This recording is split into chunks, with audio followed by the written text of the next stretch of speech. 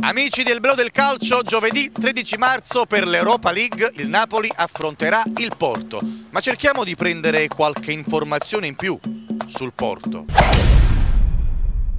Cosa sa dirci del Porto? Il porto di Napoli è uno e si divide zona commerciale, zona beverello e zona petrolio. A lei piace il Porto? Sì, ci lavoro. Bisogna temere il Porto? Ma non penso bisogna temerlo, la struttura è ben organizzata. Bisogna avere paura quindi di questo Porto? No, perché? Qua c'è il futuro dei giovani, servizio portabagagli, servizio crociere, tutto.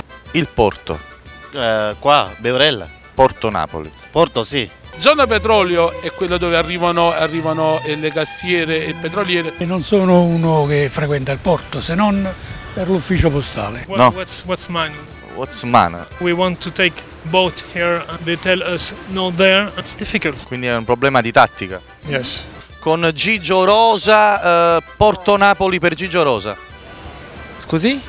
Puertos. Athos, Puertos e Aramis. No, diciamo il porto è tutto importante perché se ci fossero i passeggeri andrebbero bene anche qua. Dove può arrivare il Porto? Io andare Caprimo. Il porto, parliamo del Porto Napoli o Porto... Gioca prima Porto Napoli e poi Napoli Porto. Che ritorno? No, non l'ho usato. No, Non usate voi in America Latina fare l'andata e il ritorno, si fa partita unica. sì.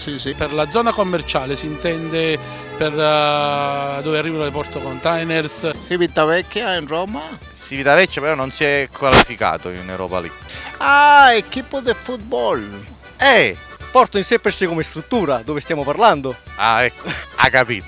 Ah, Juventus. No, Juventus no. Quindi tranquillizziamo i napoletani, si può affrontare il Porto tranquillamente. Grazie.